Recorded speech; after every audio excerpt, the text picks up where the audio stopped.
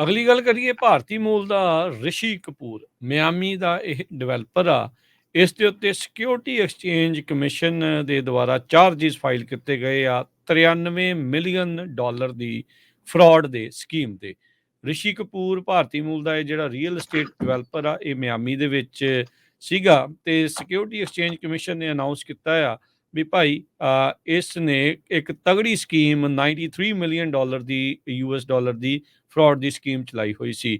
ਹੁਣ already security exchange commission ਨੂੰ ਇਸ ਦੇ ਜਿਹੜੇ ਵੀ ਐਸਟ ਆ ਉਹਨਾਂ ਨੂੰ ਫਰੀਜ਼ ਕਰਨ ਦਾ ਜਿਹੜਾ ਆ ਉਹ ਵੀ ਪ੍ਰਬੰਧ ਜਿਹੜਾ ਉਹ ਮਿਲ ਗਿਆ ਹੈ। ਕਹਿੰਦੇ ਵੀ ਹੋਰ ਜਿਹੜੀ ਐਮਰਜੈਂਸੀ ਰਿਲੀਫ ਇਸ ਦੇ ਨਾਲ ਸੰਬੰਧਿਤ ਜਿਹੜੀ ਕਰ ਰਹੇ ਸੀਗੇ, ਉਹ ਵੀ ਸਿਕਿਉਰਿਟੀ ਐਕਸਚੇਂਜ ਵਾਲੇ ਪਾਸੇ ਵਾਲੇ ਇੱਧਰ ਨੂੰ ਕਰ ਰਹੇ ਆ।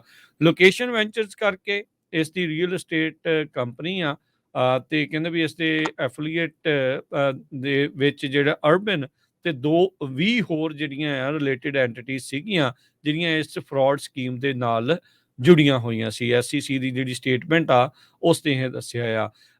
SEC ਦੱਸਦੀ ਆ ਵੀ ਕੰਪਲੇਂਟ ਦੇ ਮੁਤਾਬਕ ਜਨਵਰੀ 2018 ਦੇ ਵਿੱਚ ਤੋਂ ਲੈ ਕੇ ਮਾਰਚ 2023 ਤੱਕ ਜਿਹੜਾ ਰਿਸ਼ੀ ਕਪੂਰ ਆ ਇਸ ਨੇ ਜਿਹੜੀਆਂ ਸਰਟਨ ਐਂਟੀਟੀਜ਼ ਆ ਉਹਨਾਂ ਦੇ ਵਿੱਚ ਇਨਵੈਸਟਰਸ ਜਿਹੜੇ ਉਹ ਲੈ ਕੇ ਆਂਦੇ, ਬੇਸਿਕਲੀ ਉਹਨਾਂ ਨੂੰ ਮਿਸ ਰਿਪਰੈਜ਼ੈਂਟ ਜਿਹੜਾ ਉਹ ਕੀਤਾ।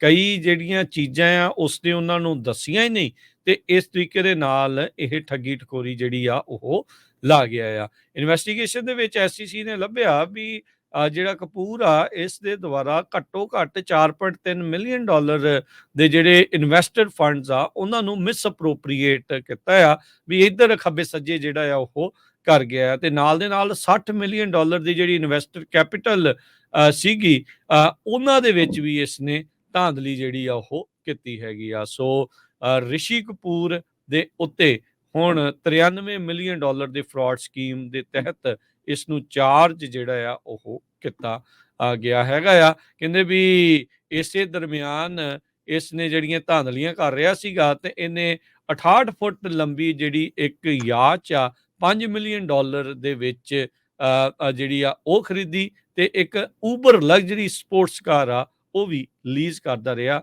ਇਹ ਫਰਾਡ ਕੀਤੇ ਹੋਏ ਡਾਲਰਾਂ ਦੇ ਨਾਲ।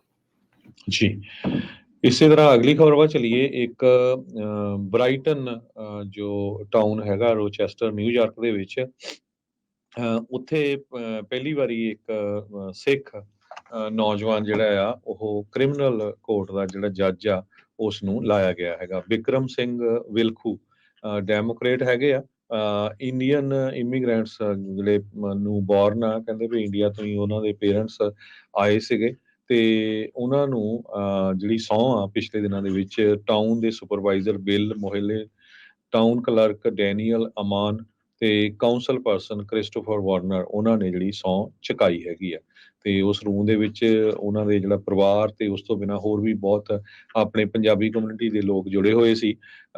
ਤੇ ਜੋ ਵਿਲਖੂ ਆ ਜੋ ਜੱਜ ਬਣੇ ਆ, ਉਹਨਾਂ ਨੇ ਕਿਹਾ ਵੀ ਜਦੋਂ ਮੈਂ ਪਹਿਲੀ ਵਾਰੀ ਅਮਰੀਕਾ ਆਇਆ ਤੇ ਲੋਕਾਂ ਨੂੰ ਮੇਰਾ ਨਾਂ ਨਹੀਂ ਪ੍ਰੋਨਾਊਂਸ ਕਰਨਾ ਆਉਂਦਾ ਸੀ ਤੇ ਹੁਣ ਤੁਸੀਂ ਦੇਖੋ ਵੀ ਇਸ ਮੁਲਕ ਵਿੱਚ ਆ ਕੇ ਸਾਨੂੰ ਅਮਰੀਕਾ ਨੇ ਕੀ ਕੁਛ ਦਿੱਤਾ ਹੈਗਾ ਆ ਵੀ ਮੈਨੂੰ ਇੱਥੇ ਦਾ ਹੁਣ ਇੱਕ ਜੱਜ ਹੋਣ ਦਾ ਮਾਣ ਜਿਹੜਾ ਆ ਪ੍ਰਾਪਤ ਹੋਇਆ ਹੈਗਾ। ਜੀ, ਅਗਲੀ ਗੱਲ ਕਰਦੇ ਜਾਈਏ। ਮਿਡਲ ਈਸਟ ਦੇ ਵਿੱਚ ਹੀ US ਦੇ ਦੁਆਰਾ ਇੱਕ ਏਅਰ ਸਟ੍ਰਾਈਕ ਕੀਤੀ ਗਈ ਆ ਜਿਸ ਦੇ ਵਿੱਚ ਕਹਿੰਦੇ ਵੀ ਇੱਕ ਮਲੀਸ਼ੀਆ ਲੀਡਰ ਆ ਉਸ ਨੂੰ ਮਾਰ ਦਿੱਤਾ ਗਿਆ ਆ। ਇਹ ਪੈਂਟਾਗਨ ਨੇ ਇਸ ਦੇ ਬਾਰੇ ਇਤਲਾਹ ਦਿੱਤੀ ਆ। ਮੁਸ਼ਤਾਕ ਜਾਵੇਦ ਕਾਜ਼ੀਮ ਅਲ ਜ਼ਵਾਰੀ ਦੇ ਉੱਤੇ ਕਹਿੰਦੇ ਵੀ ਇਹ ਸਟ੍ਰਾਈਕ ਮੇਨਲੀ ਜਿਹੜੀ ਉਹ ਰੱਖੀ ਗਈ ਸੀ। ਰੀਸੈਂਟਲੀ ਇਰਾਕ ਦੇ ਵਿੱਚ ਜਿਹੜੇ ਅਮਰੀਕੀ ਪਰਸਨਲ ਦੇ ਉੱਤੇ ਫੌਜੀਆਂ ਦੇ ਉੱਤੇ ਹਮਲੇ ਹੋਏ ਆ, ਇਸ ਦੇ ਲਈ ਇਸ ਅਲ ਜਵਾਰੀ ਨੂੰ ਜਿਹੜਾ ਜ਼ਿੰਮੇਵਾਰ ਮੰਨਿਆ ਜਾ ਰਿਹਾ ਸੀਗਾ।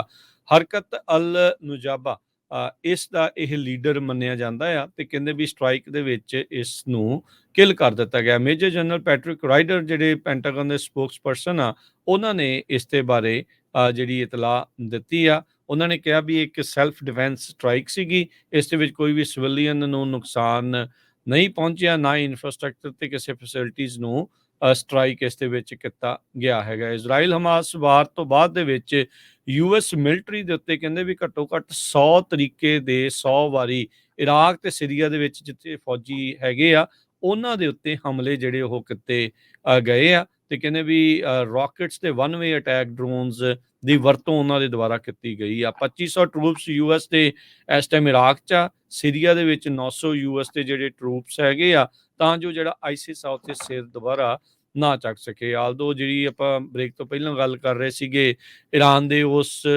ਲੀਡਰ ਦੀ ਜਰਨਲ ਦੀ ਜਿਹੜੀ ਬਰਸੀ ਦੇ ਮੌਕੇ ਉੱਥੇ ਜਿਹੜਾ ਦੋਹਰਾ ਬੰਬ ਧਮਾਕਾ ਹੋਇਆ ਸੀ, ਉਸ ਦੀ ਜ਼ਿੰਮੇਵਾਰੀ ਆਈਸਿਸ ਨੇ ਜਿਹੜੀ ਉਹ ਲਈ ਸੀਗੀ। ਸੋ ਹੁਣ ਅਮਰੀਕੀ ਫੌਜੀਆਂ ਦੇ ਉੱਤੇ ਹਮਲਾ ਕਰਨ ਦੇ ਜਵਾਬੀ ਕਾਰਵਾਈ 'ਚ ਅਮਰੀਕਾ ਦੀ ਏਅਰ ਸਟ੍ਰਾਈਕ ਦੇ ਵਿੱਚ ਇੱਕ ਜਿਹੜਾ ਉੱਥੇ ਦਾ ਮਿਲੀਸ਼ੀਆ ਲੀਡਰ ਆ ਮੁਸ਼ਤਾਕ ਜਾਵੇਦ ਕਾਜ਼ਿਮ ਅਲ ਜਵਾਰੀ, ਉਸ ਨੂੰ ਮਾਰ ਮੁਕਾਇਆ ਗਿਆ ਹੈ।